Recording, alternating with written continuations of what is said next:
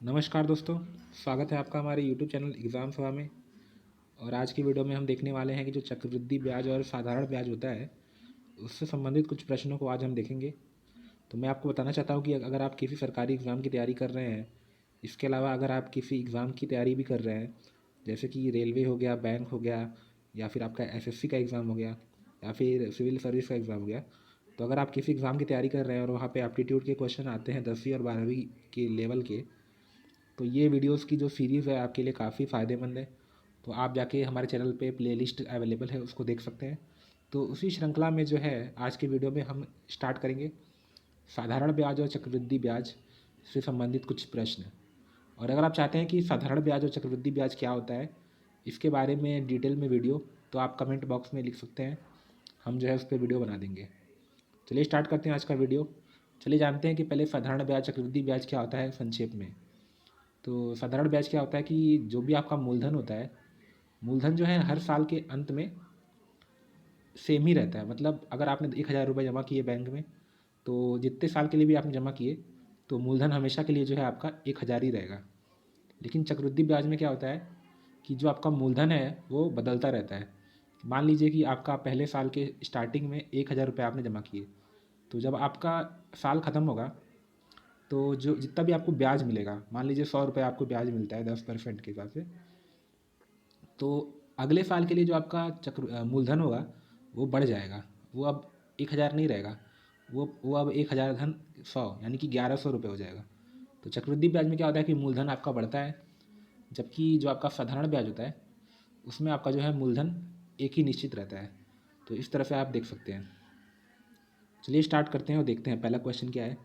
प्रश्न ये है कि किस वार्षिक प्रतिशत ब्याज की दर से कोई धन 4 वर्षों में दोगुना हो जाएगा।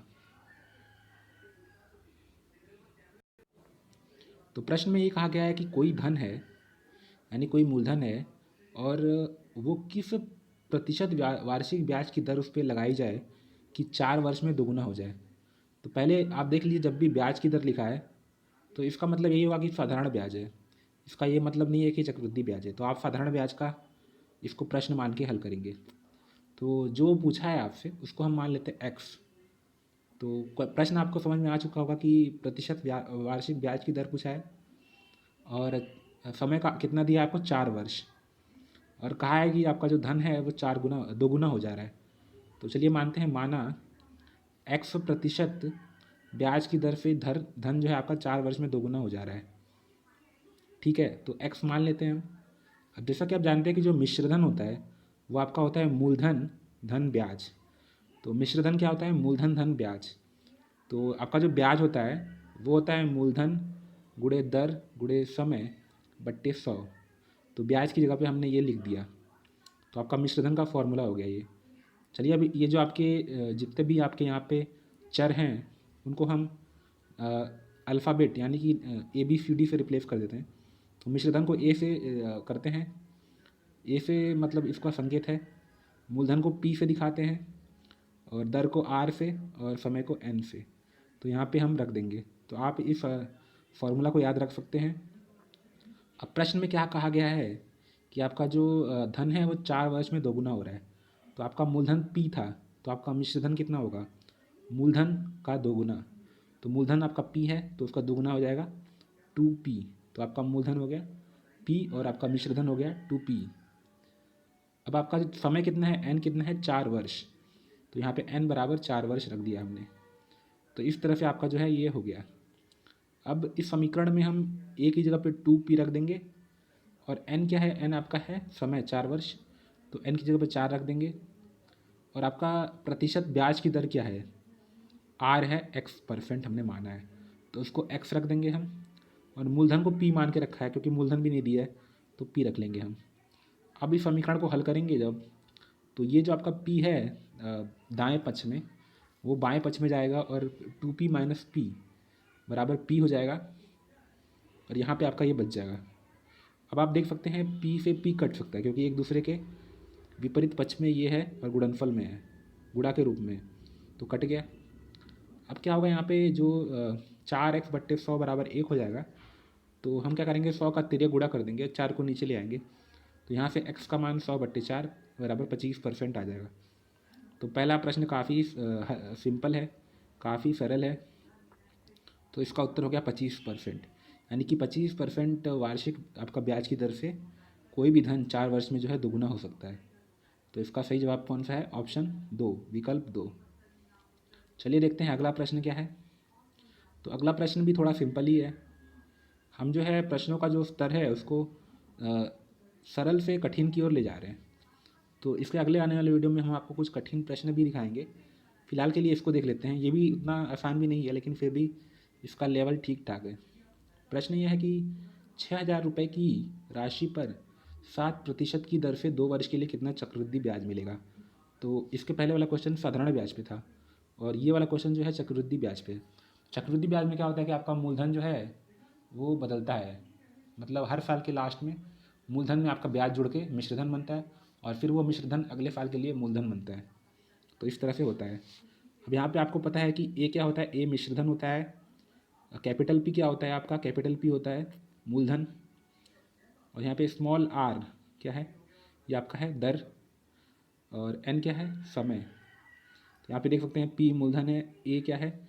चक्रवृद्धि मिश्रधन है, आर क्या है? दर है वार्षिक प्रतिशत में, और एन है समय वर्ष में। तो ये इससे आप देख सकते हैं। तो प्रश्न क्या है? 6,000 रुपये की राशि पर 7% की दर से 2 वर्ष के लिए कितना चक्रवृद्धि ब्याज मिलेगा। काफ़ी आसान प्रश्न है, सीधा आपको फॉर्मूला का इस्तेमाल करना है। तो पी का मान कितना है? 6,000 रुपये। 6,000 आपका मूलधन है। आर कितना है? 7% वार्षिक ब्याज की दर है। तो ब्याज की दर और जो समय है वो उसकी जो यूनिट है वो सेम होनी चाहिए। तो ये आपका प्रति वर्ष है, और समय भी जो है आपका वर्ष में है। तो फिर आपको आसानी होगी इसको हल करने में। तो एन का मान है 2 वर्ष। अब हम इन मानों को इस समीकरण में रख देंगे। तो पी की जगह पे 6,000 रखते हैं, आर की जगह पे 7 वर्ष 7%, और एन की जगह पे 2 रखेंगे। तो जाएगा 6,001 प्लस 7/100 का होल स्क्वायर। तो आपका ये हो जाएगा 100 प्लस 7 107 हो गया, बट्टे 100 का स्क्वायर। जो अगली लाइन देखिए, तो 6,000 गुणे अगर आप 107 में 100 से भाग देंगे तो 1.07 होगा, और इसका स्क्वायर हो जाएगा। अब स्क्वायर का मतलब होता है 2 बार गुणा, तो 2 बार गुणा करेंगे, और इसको जब आप गुणा करके हल करेंगे तो आपका जो चक्रवृद्धि मिश्रधन कितना आएगा? 6,869.40 इतना आएगा। तो आपको ब्याज निकालना है, और यहाँ आपको मिश्रधन आया है।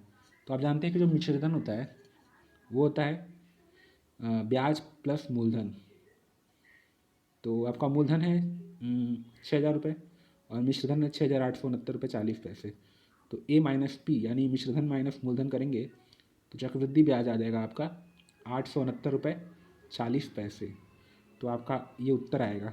आप देखते हैं कि इसमें कौन सा ऑप्शन सही है। तो इसमें आप देख सकते हैं इसमें आपका कोई भी उत्तर मतलब ऑप्शन सही नहीं है।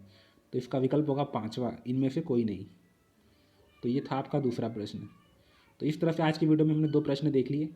अगले आने वाले वीडियो में हम ये प्रश्न देखेंगे कि ये प्रश्न है, आप इसको ट्राई भी कर सकते हैं अगर आपको इसका आइडिया नहीं है। और एक प्रश्न ये रहा, इसको हम अगले वीडियो में देखेंगे। तो आज की वीडियो में इतना ही। अगर आपको वीडियो पसंद आ रहा है तो लाइक कीजिए, शेयर कीजिए, और हमारे चैनल को सब्सक्राइब करिए। धन्यवाद।